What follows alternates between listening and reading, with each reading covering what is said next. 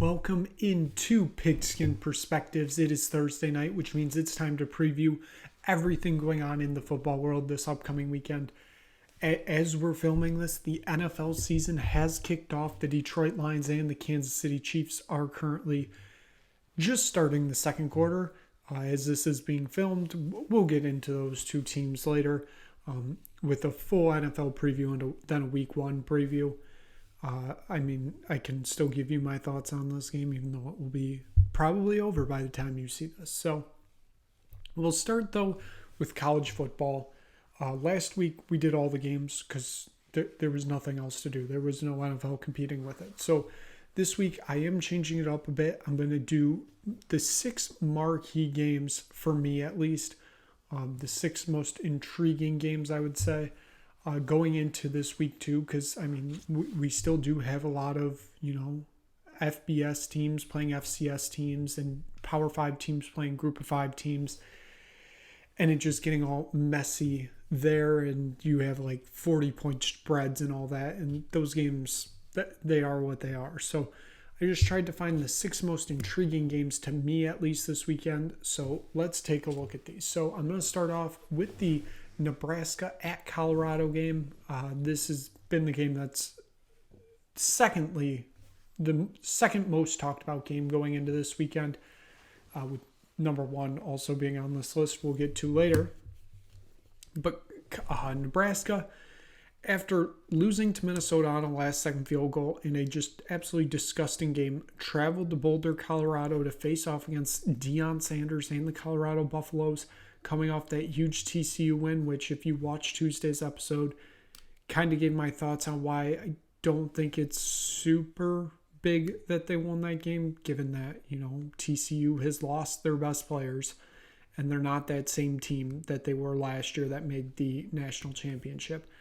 Colorado, yes, they're going to be a decent team, but just the outpouring of this team is so good after one game against a mediocre opponent at best, I think is a little too premature.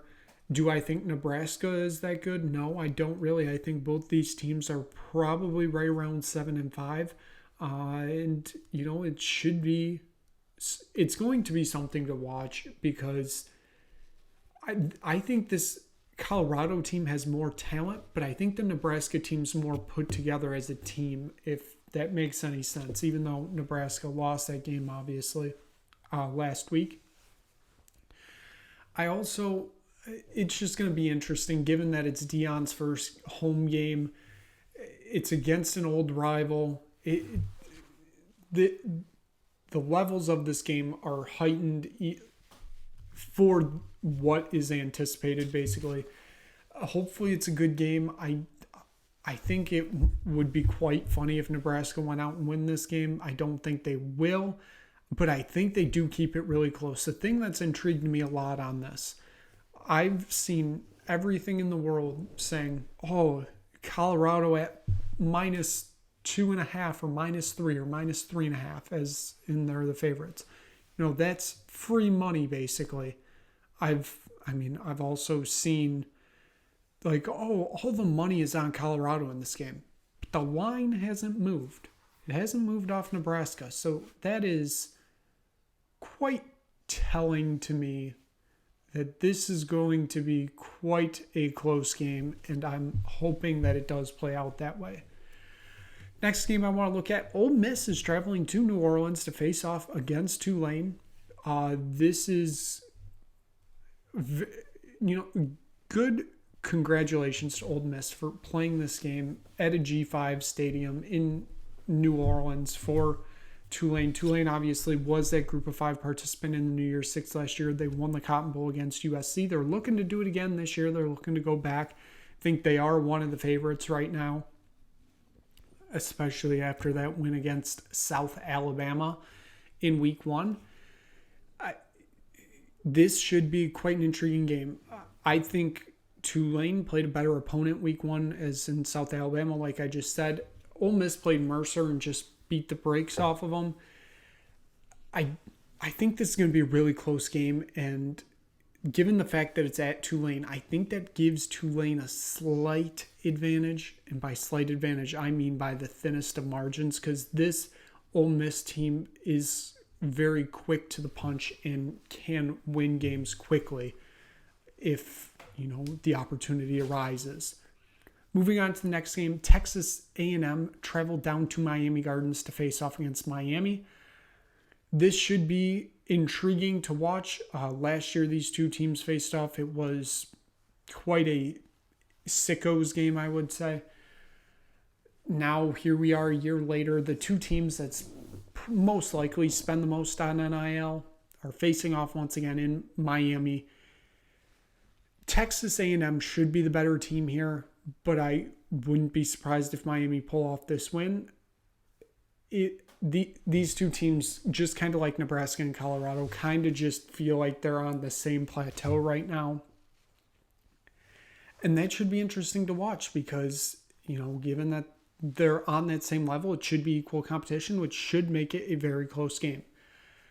Moving on to the next game, number 13, Oregon traveled to Texas Tech.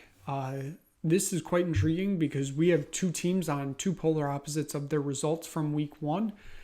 Oregon defeated Portland State 81-7, I believe was the final score. It was 81 or 83. I think it was 81. 81-7. Texas Tech coming off a 2 overtime loss to Wyoming in Laramie. So this is going to be the first game in Lubbock this year for the Red Raiders, going up against a very good Oregon team. I think a very underrated Oregon team.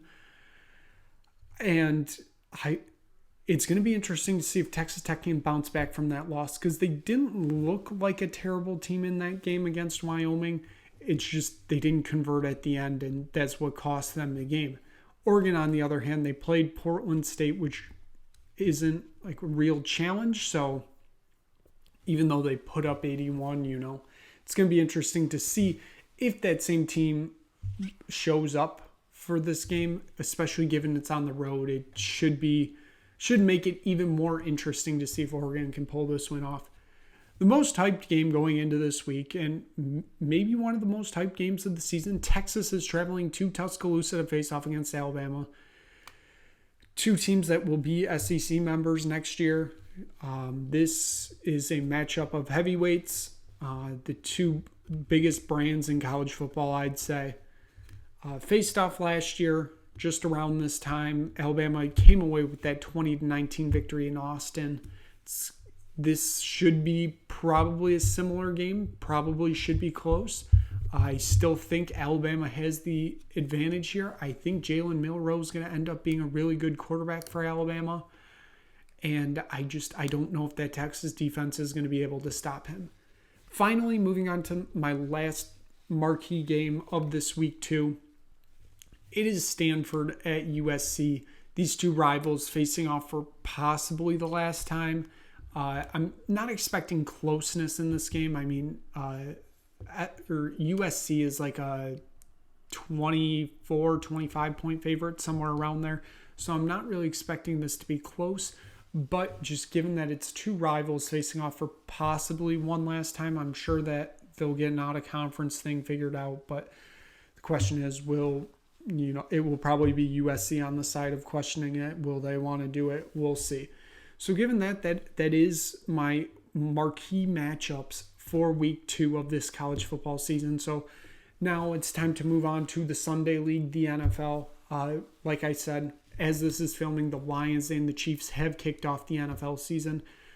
But given that, the season's very young, it is still time for some predictions. So I went through, just gave what I thought each division would end up as, and then I'll get to my picks later. So we'll first start off with the NFC.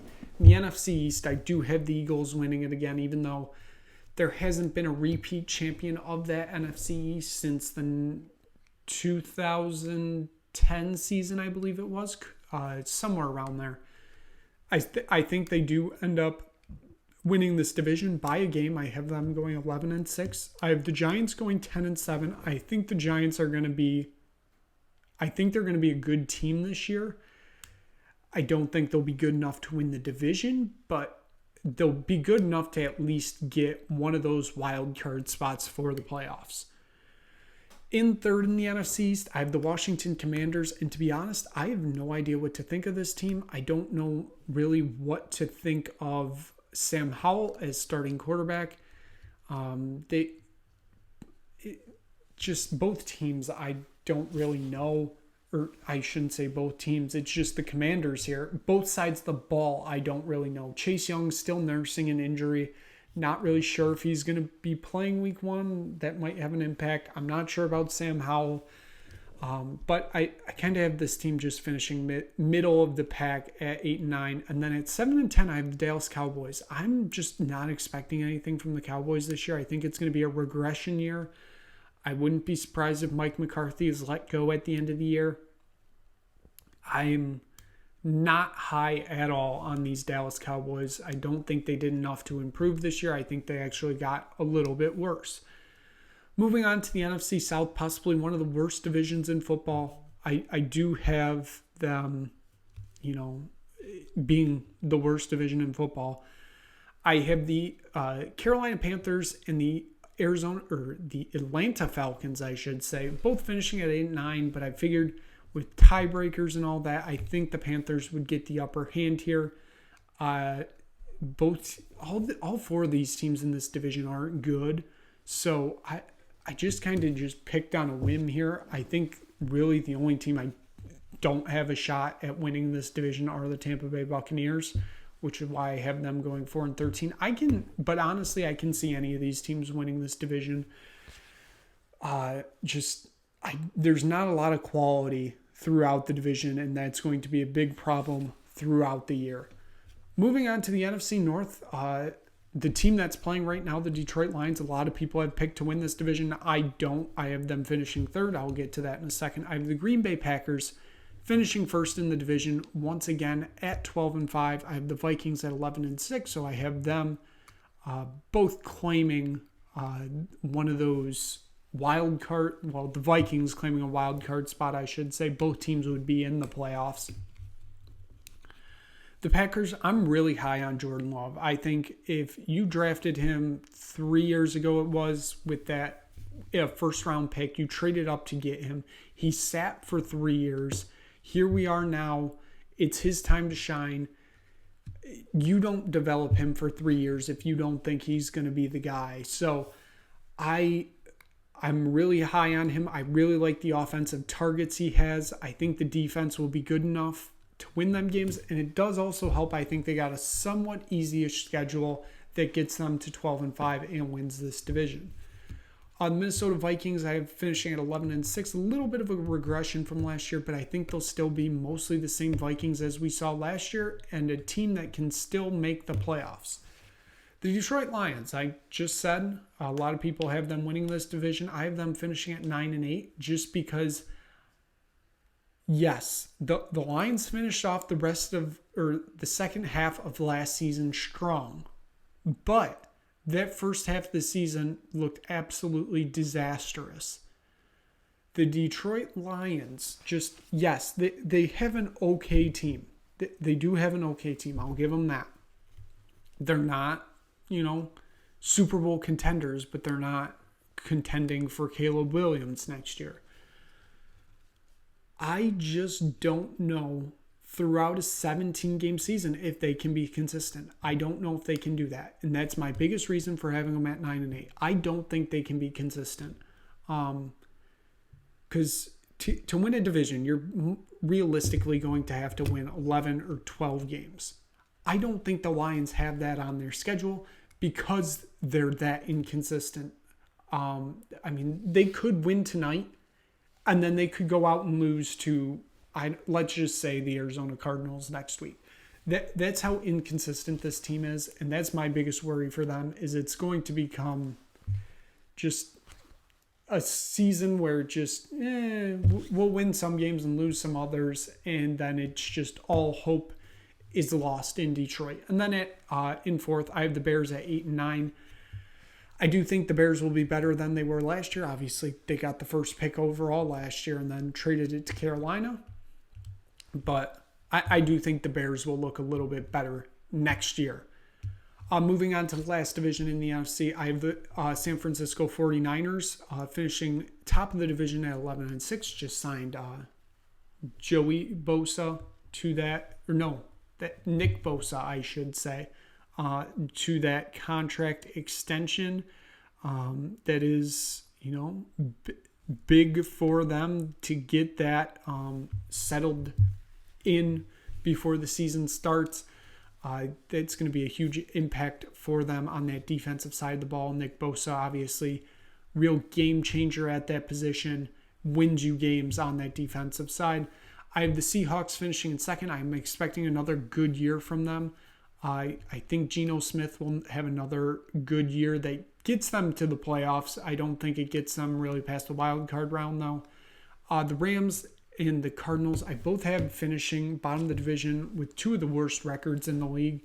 The Rams at 4-13, and the Cardinals at 2-15.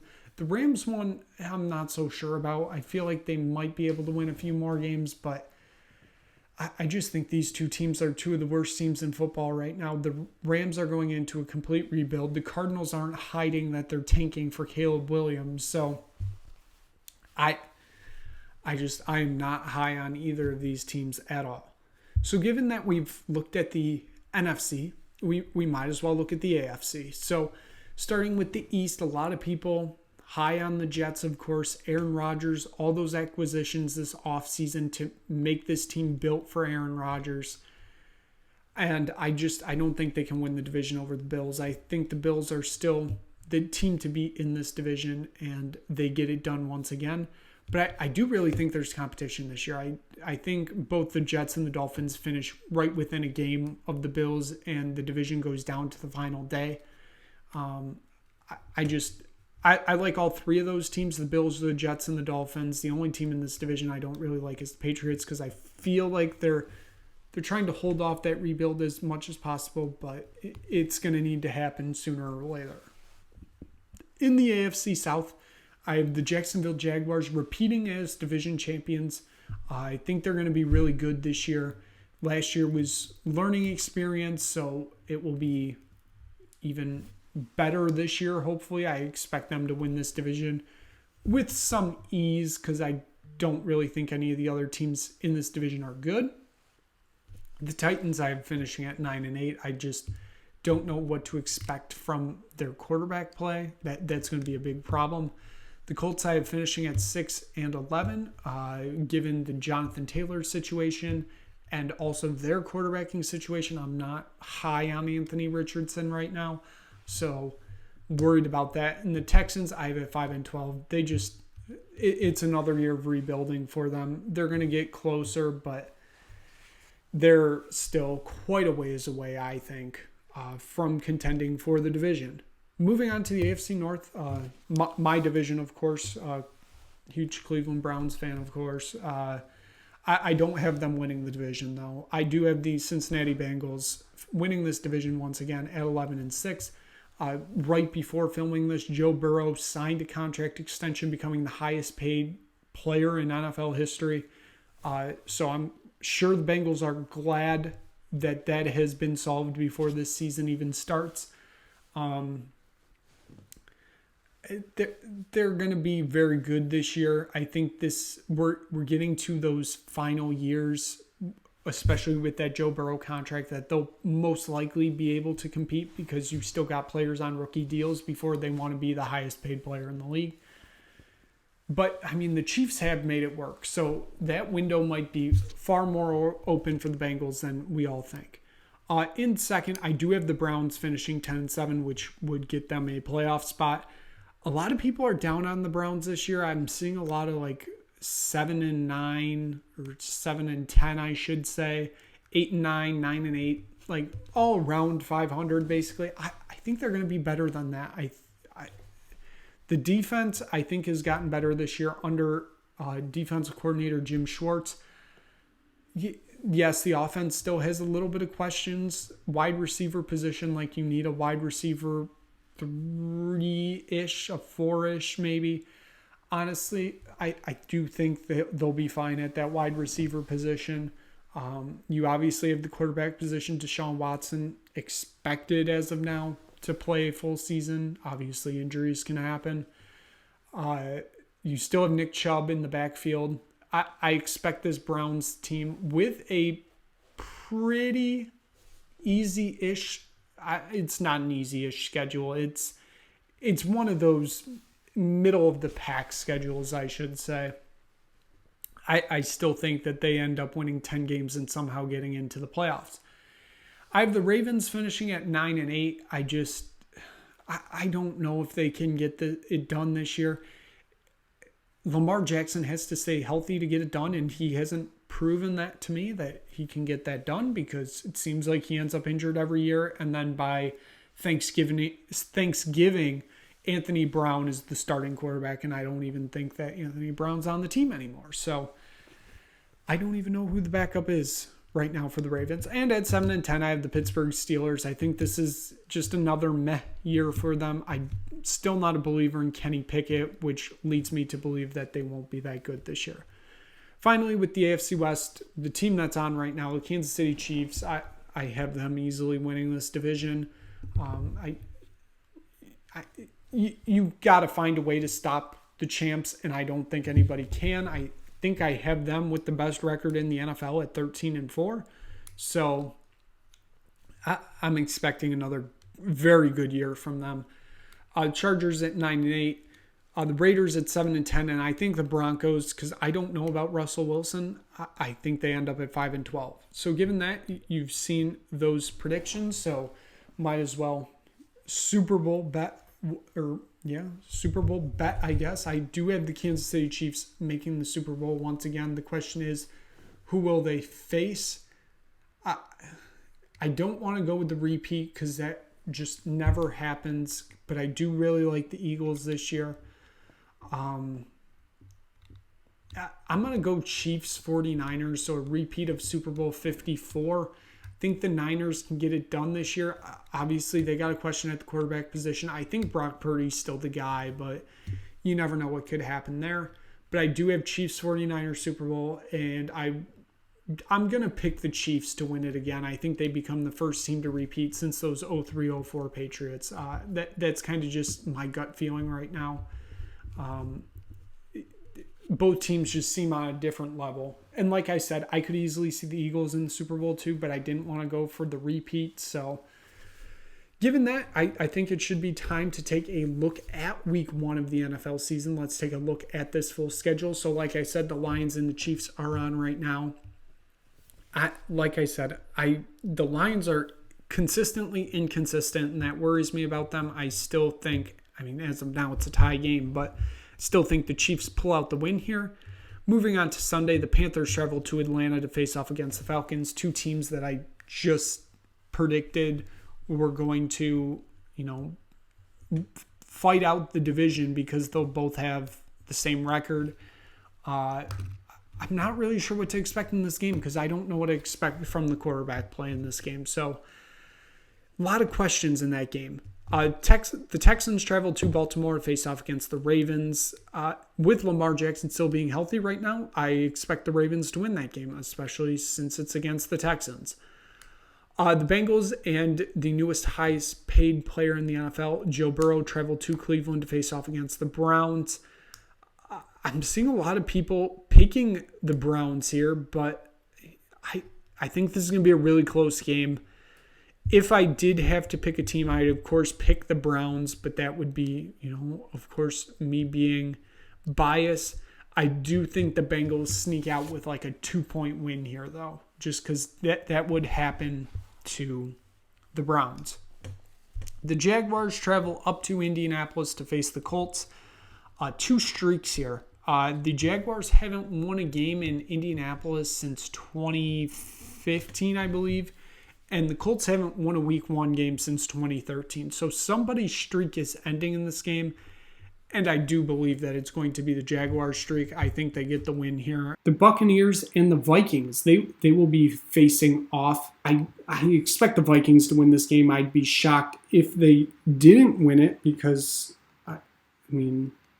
why wouldn't they win it? They're the better team here. I don't think Baker Mayfield's that good of a quarterback for the Buccaneers.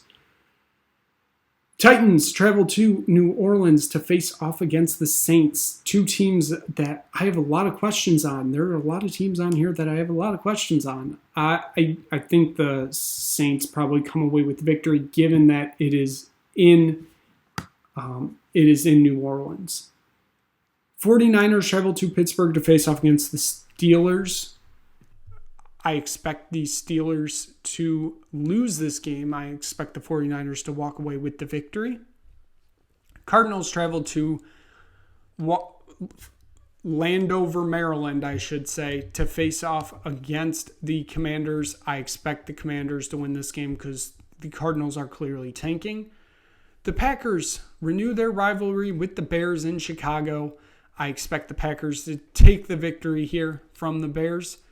The Raiders travel to Denver to face off against the Broncos. Game number 1 for Sean Payton as head coach. I don't know what to think here. I don't really like either of these teams this season. I don't think either are going to be quite good. But if I had to pick here, given that it's at elevation, I'm going to take the Broncos. The Dolphins travel to Los Angeles to face off against the Chargers.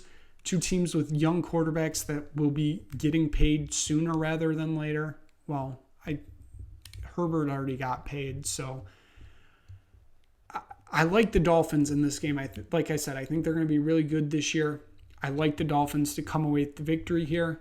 Eagles travel to New England to take on the Patriots. I think the Eagles win that easy. The Rams travel to Seattle to take on the Seahawks. I like the Seahawks in that game. Like I said, I'm not really sure what the Rams are trying to do this year. Going to be a rough year for them, I think. Sunday Night Football, the Cowboys travel to New York to face off against the Giants. Given that I'm not high on the Cowboys this year and I don't think they're going to be that good, I'm going to take the Giants here, even though the quarterback play on both sides I don't think is going to be outstanding. And then in the Monday Night Football game, you have the Bills against the Jets. Aaron Rodgers' debut at quarterback in New York. This is going to be quite an intriguing game. Best game of the weekend, I think, by far.